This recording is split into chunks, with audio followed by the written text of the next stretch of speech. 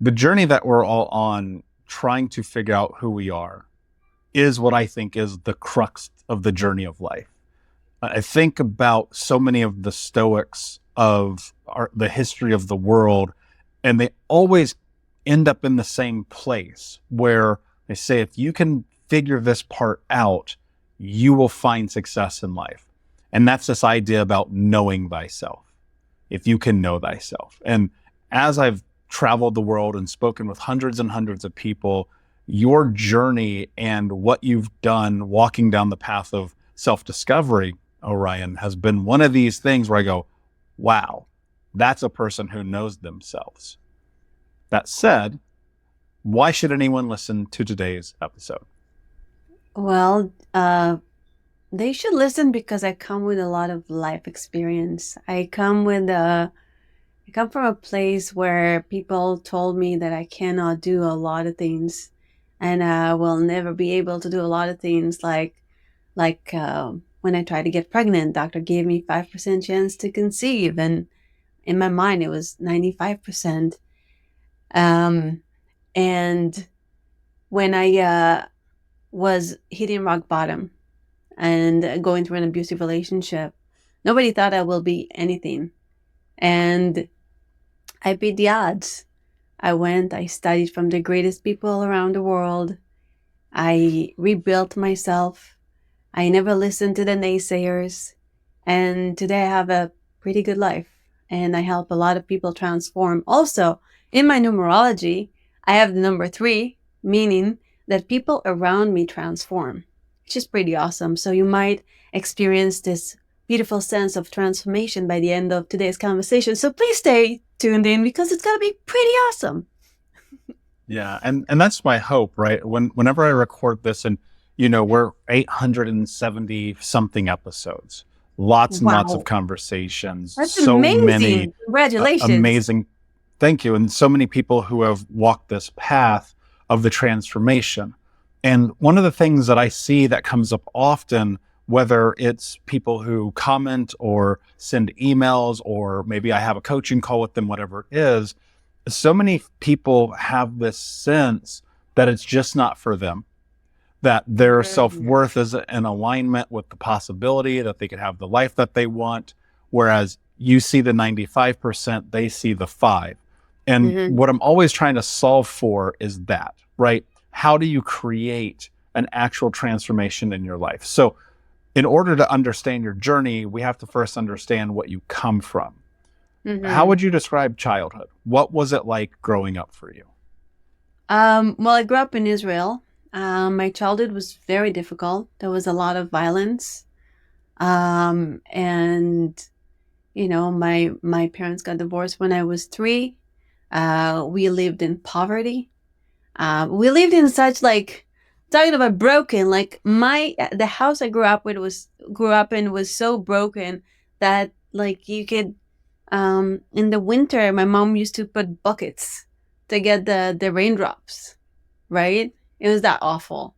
But I was in a wealthy neighborhood, regardless. Like, this was the broken house in a wealthy neighborhood, which is pretty odd. So I always felt weird, felt like an odd bird.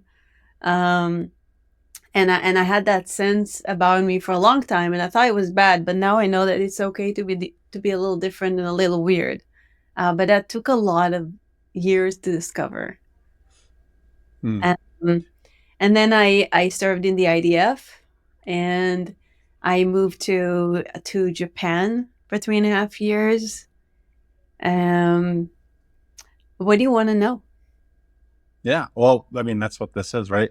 Like this journey when you are young and you're experiencing violence in the home, and you experience chaos, and you experience that sense of poverty. What was in your head? Like, as a child, were you cognizant of it? Because Oh for me, yes. like growing up, and we were so poor, and I was like, I Mhm. know we're poor. It's very Mhm. obvious. What was Mm. that like for you? I knew I was different. I just felt really different. All my neighbors had really nice houses, and my mom, she used to clean houses. So I was the I don't know, the poor one, and I really felt it. I always got like secondhand clothes, and yeah, I was well aware of where I was. Even in school, kids go to the little supermarket to buy things. I never had the money to buy things. I started working when I was pretty young, like 14, and making my own money. Yeah. I definitely relate to that. And I think so many people listening do as well. And what's so hard about that too is like those are your formative years. Like that's where we start to shape our identity, where we're bearing witness to the realities around us and the people who are around us and their actions and their attributes. And we're modeling. And it's so funny because those modelings and those experiences, they play a tremendous role in our life as we try to figure out who we are. Mm-hmm. Did when you were young, did you have a vision of like I want something more, I want Oh yeah, something yeah, better? yeah. I wanted to be a singer, and I had a dream of becoming a singer in the U.S. actually, and I taught myself English by watching movies and reading the translation, right? But Mhm. trying to speak like, so I read the translation really quickly, and then I tried to speak with the actor, like imagine what he would say in English. That's how my English got really, really good in comparison to my peers. Like, I mean, everybody studies English, but I had that dream, I had that vision, and eventually I did move to the U.S. and I pursued acting, but it didn't work for me. But I got there. I fulfilled some of that dream. What where do you find, and I want to go deep, right? So we have so much space we can explore in this. How do you give yourself permission to even take the risk? Right? Because what I see all the time is people are like, I have this dream, but the blockage is there. The shame is there. The pain is there. The idea that they could be something more is just there. And it's like that wall is so high that they're scared to take the first step. How do Mm. you actually do that? Like what is happening in your mind where you're like, I'm going to take this risk? Well, for me to take the risk, it was actually I was bored. Um, After the IDF, I used to, I worked and I was bored at my work, and I found this this book about Japan, and I read it and I highlighted all the places that I wanted to go to, and then in 2 weeks I was in Japan with almost no money in my pocket. How did I do it? It's a combination of stupidity, being Mm, young, and just like, I think for me it was just like I hadn't like my life. I wasn't in a place where I loved my life, and I wanted to love my life. I wanted mm, to break free, and man, I remember meeting some people that really scared me. It feels like just before you are about to do something really major that can change your life, you will hear voices that will try to pull you back. It's kind of like the universe is testing you. Are you resilient enough? Are you strong enough? So there was some kind, I can't explain it or put a finger on it, some kind of a fire in me to to go and explore and see something completely different. And the combination of that and being extremely young and not aware of the risks, mm. or the fact that like $700 is going to be enough for 3 days in Japan back then. Um, it was just, or maybe being an Aries. I don't know. It's a combination of a lot of things. But mostly it was just being like I had enough of my life. I wanted to move on. Mm. What Yeah. did you I think people get to that place and this weird thing happens where in the moment they go, I've had enough of Mm-hmm. this life. It's not what I want. It's not what I accept, but they don't change. Right? They don't make the Mm-hmm. decision to do the scary thing, to make the hard choice, to take the risk. When I was 29 heading into 30, I knew I had to go deeper into my own personal journey because I was so stifled and things just were not working. And I was a mess, to tell you the truth. And so I had $500 to my name, not to mention I was in brutal debt at the time. Mm-hmm. And I packed everything I owned into a rental car and I moved across the entire country just to find out, because I felt like life had gotten to the point where it was so bad. Like, what's the worst thing that could happen if I just take this risk? Yeah, I get it. Was life like that for you? Was it just so bad you're like, I can't do this anymore? Yeah, I relate to that. It wasn't that bad. I mean, I had an okay job, and my boss was like, "With the economy, why are you leaving the state?" You know. But I was just so bored. I didn't like my uniform. I was like, I don't like this. I want to break free. Um, and it's also, I had that book. I was looking at a beautiful future. I was looking at beautiful places in Japan that I can go to. I was so in my imagination of what this thing is going to be like, that I forgot about my fear because I had a compelling future. The future was pulling me. My vision was pulling me. So on one hand, I was, Tony Robbins says that we run away from pain and forward into pleasure. So I experienced pain and I wanted to get away from the pain, but I also was focusing on the pleasure of being on Japanese onsen, or eating the best sushi I've ever tried in my life, or seeing a geisha or a sumo riding a bicycle down the street of Giza. This is amazing.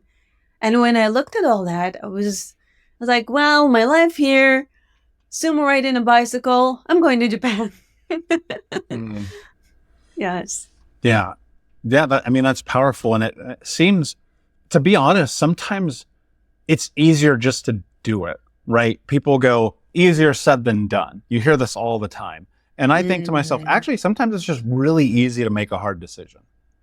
Because when you start putting your life in motion, it moves you towards or away, right? Great example, you move away from pain towards pleasure. Mm-hmm. That's so true. Generally speaking, most people who stay in the middle, who don't first start with the acknowledgement, they're going to be trapped in that. They're going to be just stuck. And I think that's where most people get stuck. They're just like, I'm okay with life being mundane. Yeah, it reminds me of a story from Wayne Dyer, when he was walking down the street and he saw an old guy in a balcony, and this guy had like an older dog laying there and just crying. He didn't think about it too much, and then when he came back a few hours later, they're still sitting there and the dog is still crying, and he's asking the old man, "Why is the dog crying?" He's like, "He's sitting on a nail." So why isn't he getting up? Because it doesn't hurt enough. So yeah, that lukewarm place is not good for anyone. Sometimes we need to feel our emotion and feel some extreme, so we'll have this forward movement. And the other day, I was thinking about abundance and what makes us abundant, what makes us, expand our horizon. And the metaphor that came to mind, and I actually saw it in my vision, I saw a wild horse running.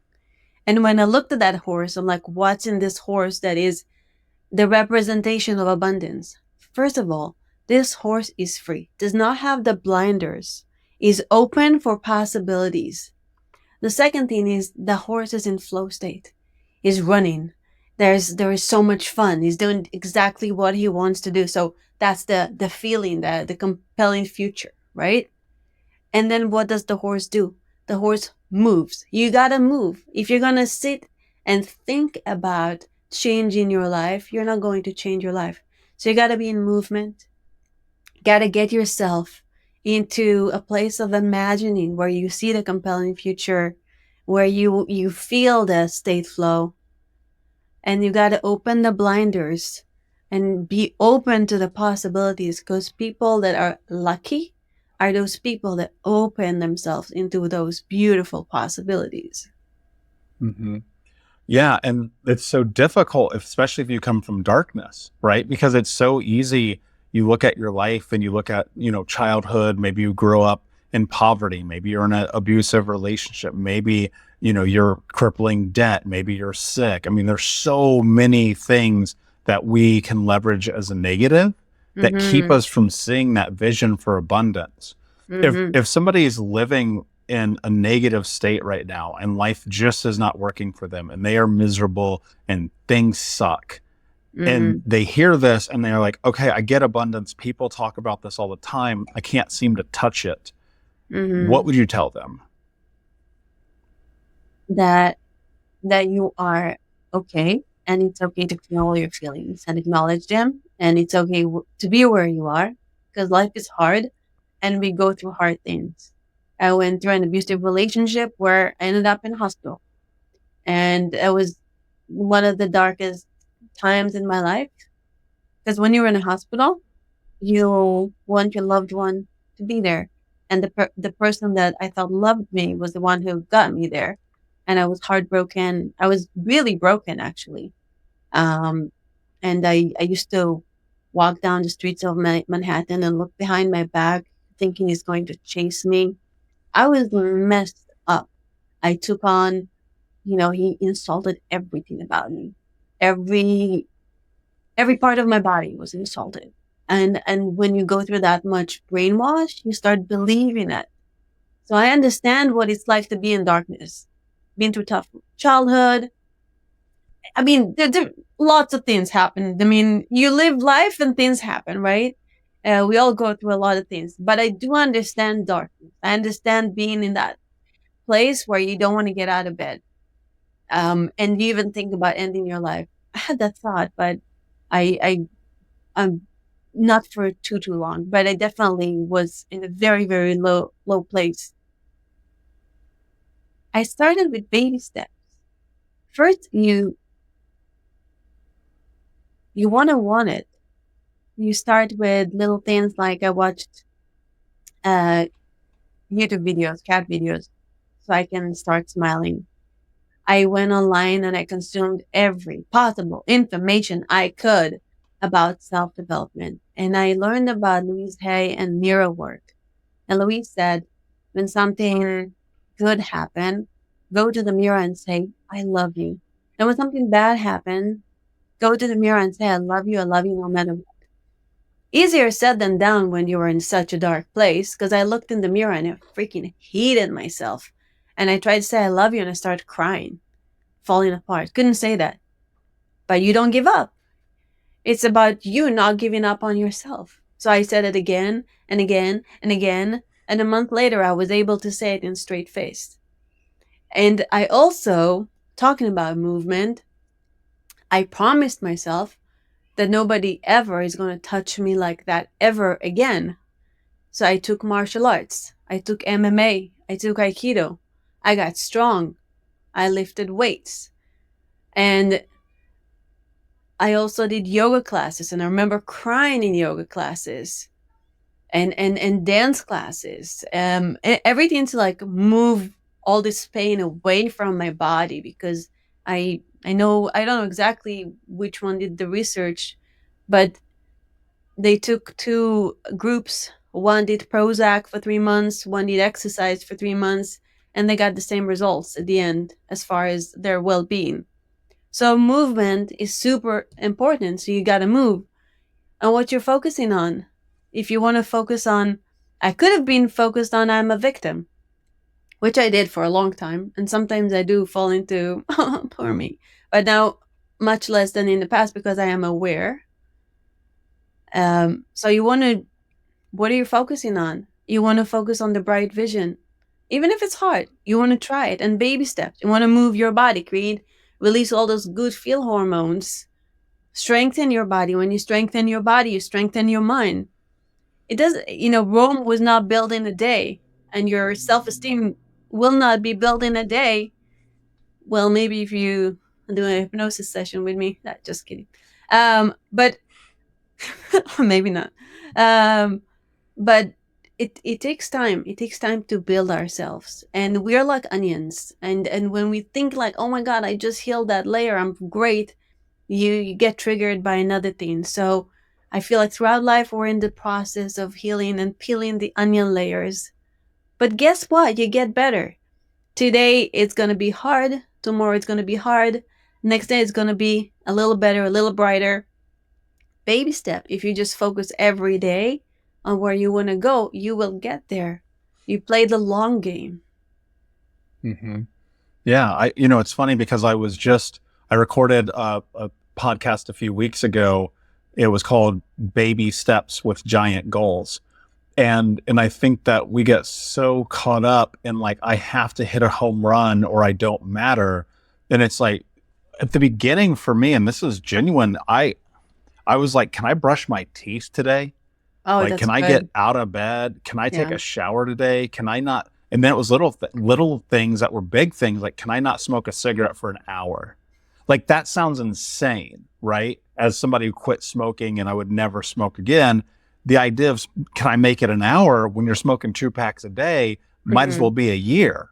And so every day it was like, okay, these little tiny baby steps. So I am in full agreement with you because nothing is more, and this is in my opinion, nothing is more catastrophic to your confidence than trying to hit a home run when you've never even stepped up to bat Mm-hmm. and missing brutally and then realizing that the thing that you need, generally speaking, are skills to build confidence, but you don't have the skills because you've never done the thing you're trying to do, and yet you're attaching your identity to the thing you've never done. It's like, wait a second, that's not how this works. What if we deployed patience? What if we Mm-hmm. deployed grace? What if we deployed empathy? and Yeah. and those are and those are these very high vibrating frequency energies, right? The fact that you could get to love after coming through despair and hatred, that's a process. You can look Mm-hmm. at that linearly. You're like, okay, it took me a month, 2 months, 5 years, 10 years, 20, my whole lifetime, and yet I still get triggered. And I think people just really, really forget that this journey isn't actually overnight. There are certain things that when they click forever. Like, I know that you know this because I know this, and I think many people do because you've had these experiences. And some things you're going to be like, man, it's taken me 10 years. I'm still dealing with this shit. And that's Mm-hmm. just a part of the life. So, how do you, I want to sit deeper in this self love concept for a minute Mm-hmm. because societally, right now, self love is this huge topic of conversation. Uh-huh. And I don't know that it's being had the right way. And so I'm just curious from your perspective, one, can you define self love? And then two, what are some baby steps to move from I hate myself to I love myself? Mm. Can I share with you something else that came to mind before we dive into self-love? Yeah. Because you mentioned grace, and I nothing I've done would have been possible without that connection to whatever the listener believes in, that life force that makes us breathe, that makes our heart beat without us even thinking. God, the creator, I call it God. But that, like, I was also throughout this whole journey is, and still am, a lot of time with prayer and connection to that higher power. Because sometimes we think it's all us, but if you take some of that higher power to God, you you'll be better. You'll feel more connection. You'll feel more safe because this beautiful power is running within you and is guiding you throughout your life. So just wanted to mention that because I didn't want to sound like, oh, I did all that by myself and I'm so great. No, no, no. I got a lot of help. A lot of help from my angels, God. It didn't. I don't think any of it could have happened the way it did without that divine guidance. So just adding that. Now self love. I don't know what's the definition of self love. I know what it feels like.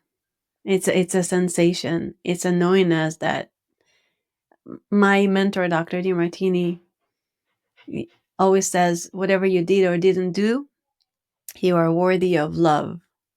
I guess self love is what baby feels when they know that they deserve everything and that they belong and that it's okay to take that baby step and fall and everybody is going to cheer them like, yay, you did it.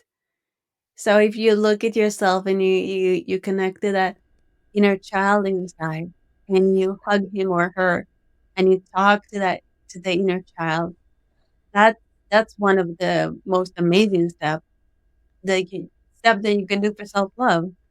You can do self-love externally, but you can also do it internally. And you can even put a photo of your, your younger self, age 5, 6, 7, on the mirror, and every once in a while, just talk to him or her, and love on them, because you deserve love. Self-love is listening to your most horrible thoughts and saying, "Thank you for sharing. I'm gonna change it. I'm gonna think something better." Self-love is knowing that you're capable and you're not a victim, and reminding yourself that you are capable and you are not a victim. Self-love is owning everything that happened in your life, because if you own it, you can change it. Self-love is getting out in nature and touching the trees and feeling the divine presence that is outside and within you, and you are part with it. Self-love is knowing that you are a part of this creation. Hmm. It's powerful. Yeah. And I think a lot of what I hear in that too is doing what you know you should be doing for yourself. That's one Yeah. of the hardest things, like to just show up for yourself. Because if you think about it, right, so much of our childhood is tied into the idea where, depending on how you grow up, but especially for people listening to this show, it's you're not important, you don't matter, you're not good enough, you hear terrible things. I don't know why I brought you into this world. The list goes on and on. I don't need to go down that path, but Mm-hmm. the inner criticism shows up, and that thing about not being enough shows up. And this idea about self-love can feel conflated. It can feel so far away from people. But for me, I found that it is unbelievable when you change the language that you have for yourself and you remove criticism for yourself, what happens to your life. Because you're being criticized by the world regardless, because Mm-hmm. of the way you look, the way you talk, the way you think, the way you smell, which might be necessary. But like there's a lot of criticism externally. And then for people, and this goes both sides, I don't think it's talked about enough, who are in abusive relationships, whether you're a man or a woman. I had this moment of realization when I was like 24 that I was effectively dating my mother. Like it was Oh, a wow. real holy shit moment for me, because I am with this woman. She's not physically abusive, by Of the way, course. but Yeah, yeah, I get it. but mentally and emotionally, the things we said were damn near as evil as you could get. Mm. But it was we criticized each other constantly, Mm. right? It was always in that world. And when I came to realize now, almost 15, 16 years removed from that, her childhood was so similar to mine that we were operating in behavioral patterns that we thought were normal: to Yeah. criticize, to be mean, to belittle, to put down. Now, obviously, when it's internal, that's one conversation. When it's external, it's a whole other conversation. And you mentioned, you were able to get through that abusive relationship and all the criticism you did with, and the pain and the hurt and the suffering, and still walk the path to create the change and move towards self-love. Can you talk about how you talk to yourself? Because I'm so curious about the dialogue that you have for who you are and for who you are in the world. When the bad things happened, the conversation was really bad in the beginning. I was I was not loving myself, so the conversation was not loving. The conversation was putting me down. The conversation was taking on the identity of the abusive partner, and saying to myself everything that I heard from him, right? But when I was 16, my mom gave me a Louise Hay book, You Can Heal Your Life. And she talks about how we speak to ourselves. And I had that knowledge. And I knew that I need to change the conversation. So I started telling myself, if you tell yourself a lie enough time, you'll believe it.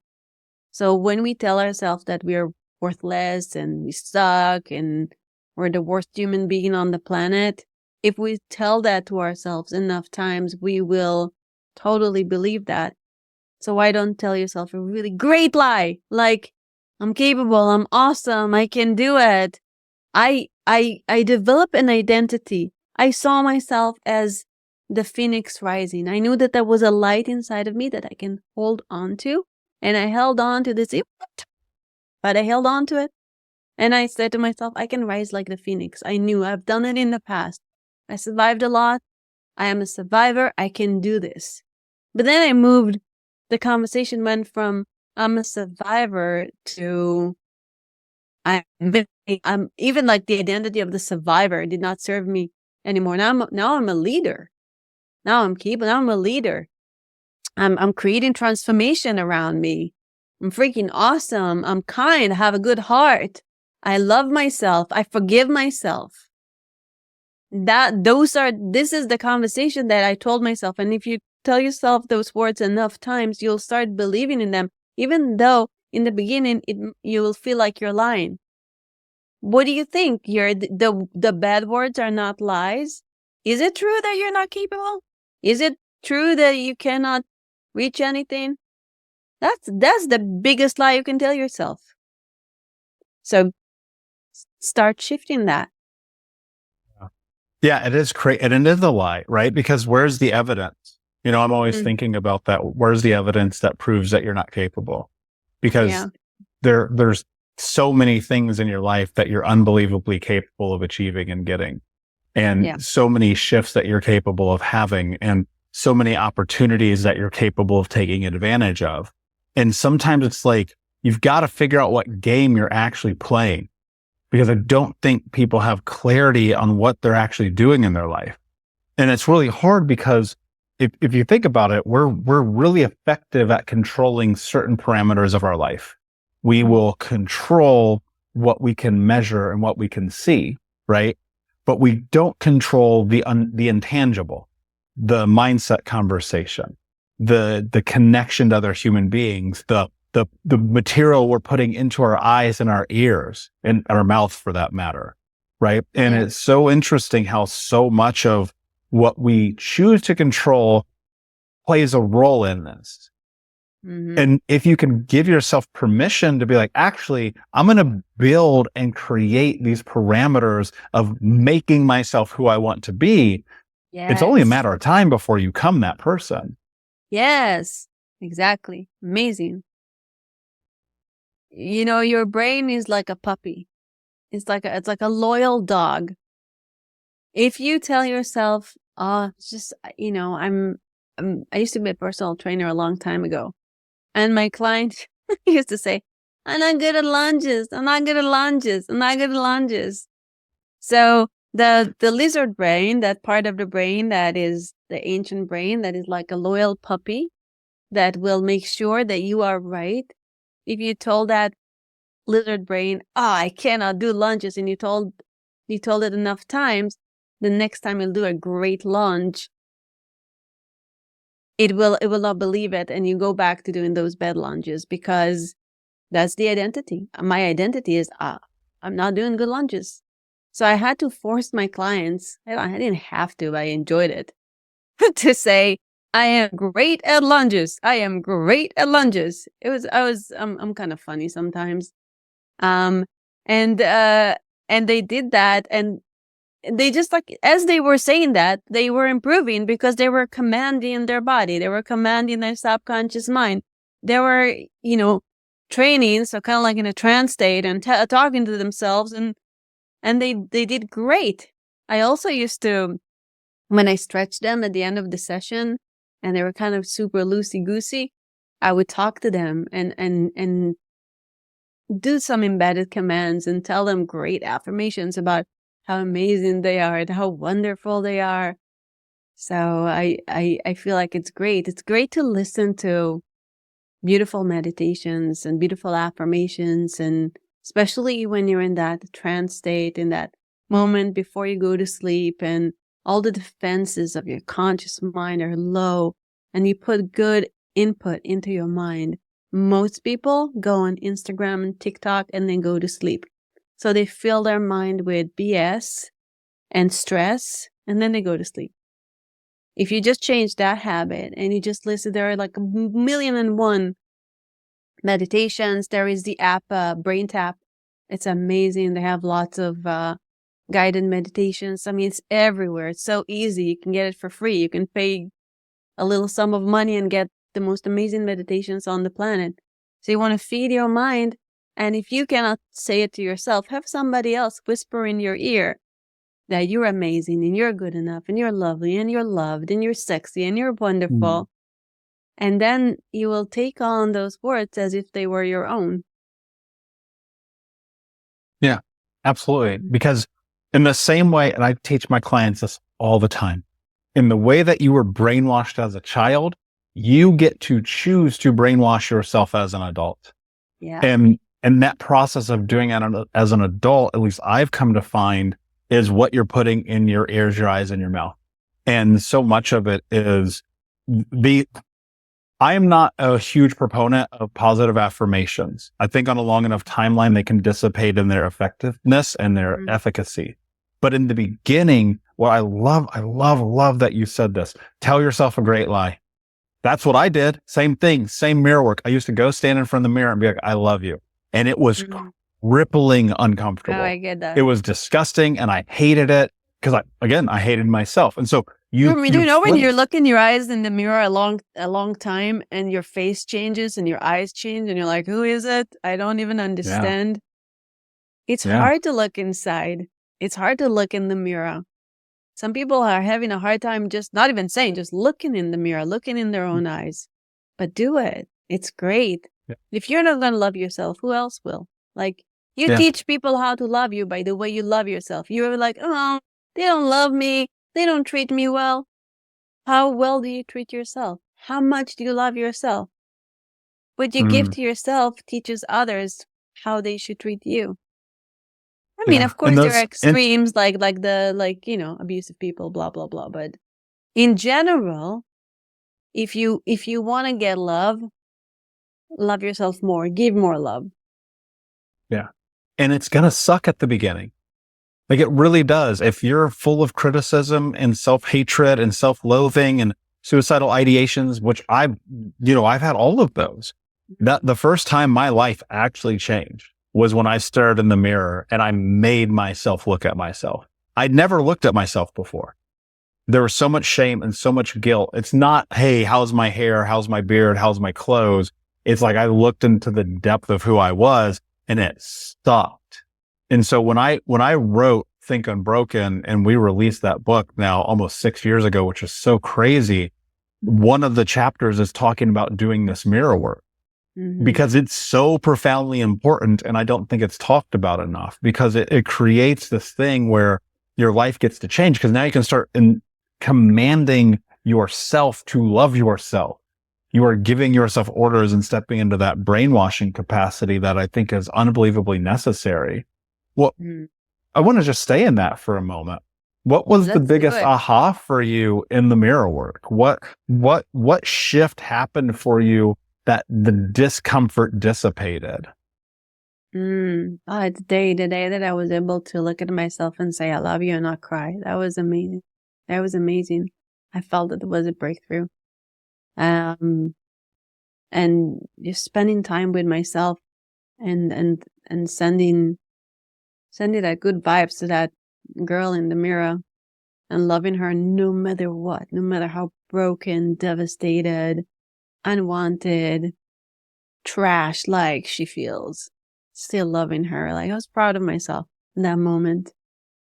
And we spoke about conversations, sometimes our subconscious mind, that lizard brain I was talking about, that part, that wants to be right and do whatever you tell it. Sometimes when we say, even joking, like, oh, I'm so stupid. Or, when we're joking, when we are, how do you call it? Self-deprivate. What's the word? Deprecating. Yes, that word. humor, that type of humor where you put yourself down, catch those moments and eliminate those moments. I'm so amazingly smart. You can joke like that. Why not joke and say really good things about yourself? Because the brain doesn't, and the subconscious does not understand that you're joking. Takes it in. So always talk to yourself about yourself in very highly. When you talk about yourself to other people, say good things about yourself. And when you talk to yourself in private, also, please say really nice things about yourself. You only have one life to live. You don't know what's going to happen tomorrow. So love yourself today. Don't wait until somebody else is going to love me and then I'm going to feel really loved. It doesn't work that way. When you're whole, the love that you want will come to you.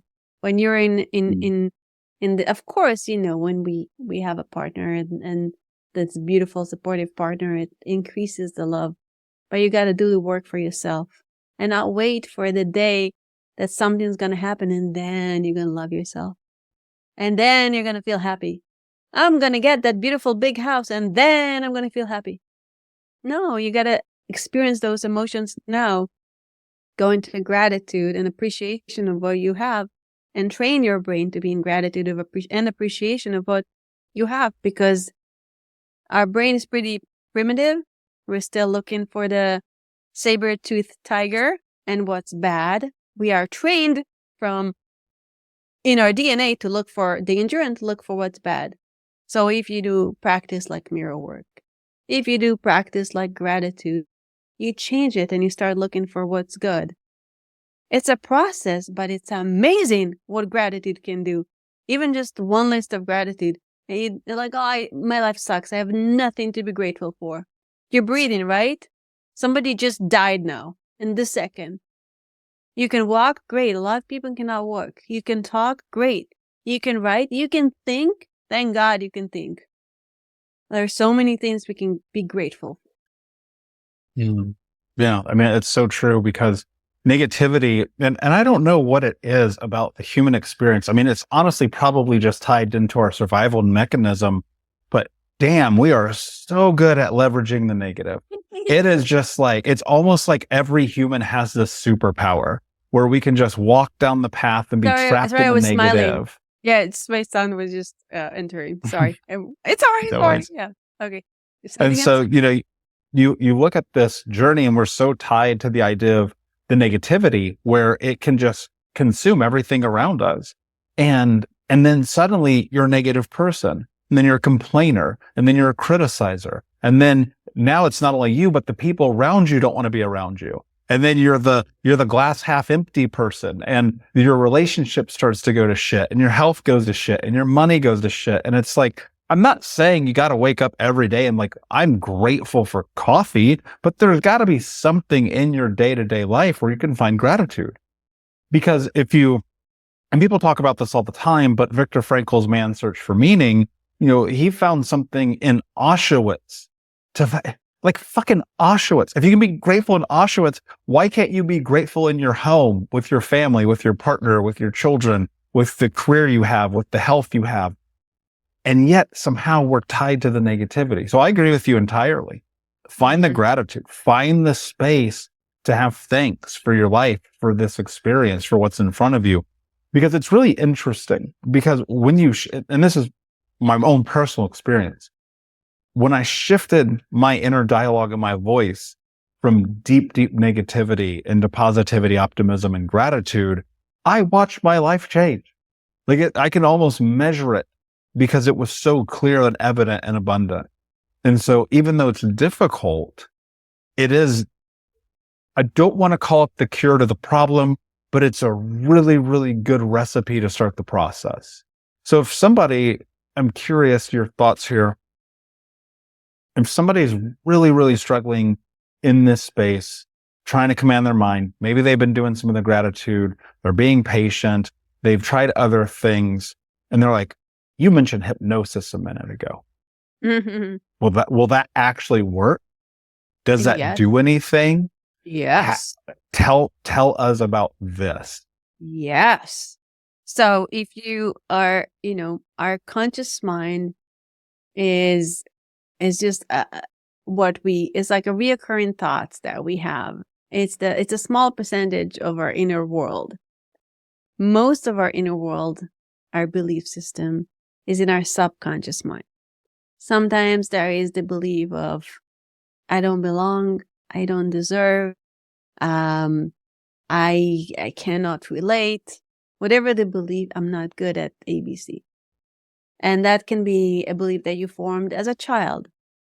You saw your parent fight and you thought it was because of you, and then a belief was formed. So when you go into hypnosis, a therapeutic hypnosis, not a stage hypnosis when you bark like a dog, you get into a trance state. What is a trance state? Trance state is a natural state we go into many times a day.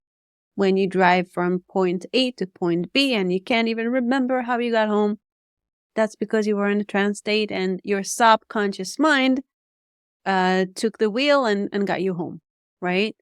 When you watch a movie and somebody's like, hey, hello, and you can't hear them, that's because you're in a trance state. So it's a very natural state. So what a hypnotherapist does is they put you in a state of relaxation. And when you relax and you're in a trance state and the subconscious is open, then I can work on those beliefs. What I do is I do regression, and we get into different points in the childhood where a belief was formed, and then you understand why it was formed, how it was formed, and then we insert new beliefs. Now it's, affirmations are in this level of the thinking mind. So that's why sometimes they don't work, and that's why it's really good to do them before you go to sleep when you're very loose and in trance state. And Tony Robbins talks about incantation, when you do the affirmation with a really high state and infuse emotion into them, which affects the outcome. Now, in hypnosis, you are already in a trance state, and then you process things, you heal things. You can usually you can work on one thing at a time. You cannot work on, I'm afraid to fly and I want to quit smoking at the same time. So we always heal one thing at a time, and it's talk therapy is good.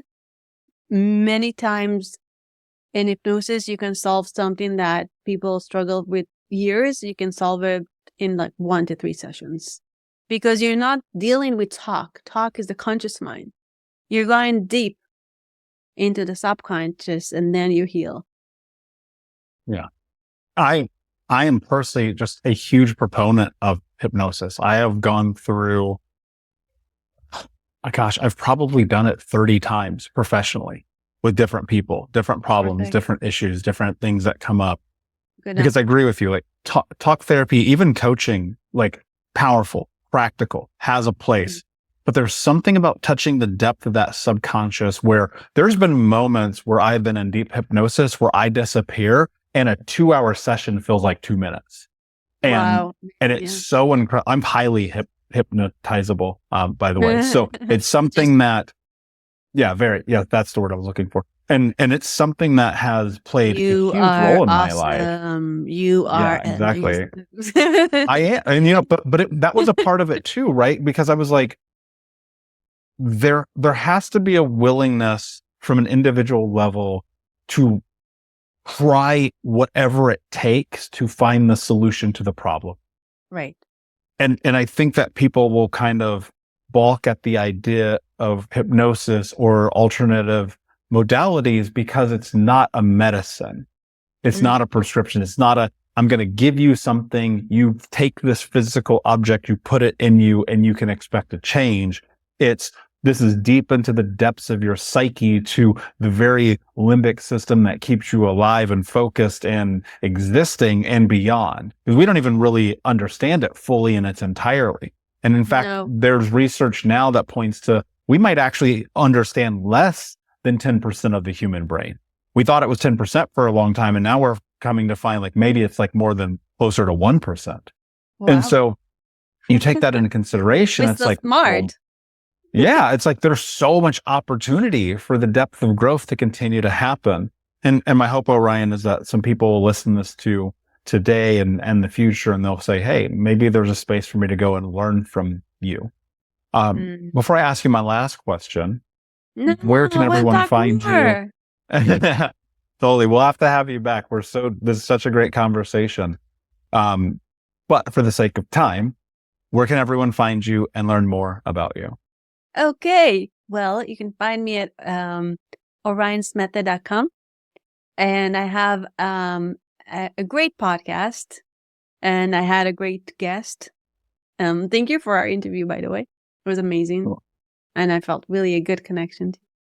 So it's stellarlifepodcast.com, orionsmethod.com, and on social media, I am Orion Talmay, Orion Talmay, Talmay.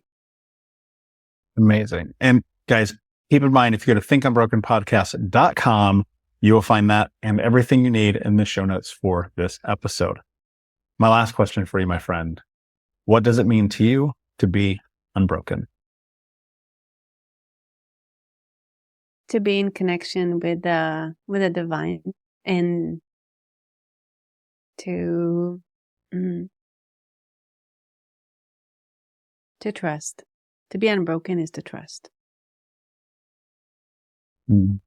Beautifully said. And I hope everyone can tap into that and find that for themselves in their journey. Thank you for being here, Unbroken Nation. Thank you for listening. Please remember to like, subscribe, tell a friend this brought you any value, because it might change their life. Take care of yourself and each other. And until next time, be unbroken. I'll see ya.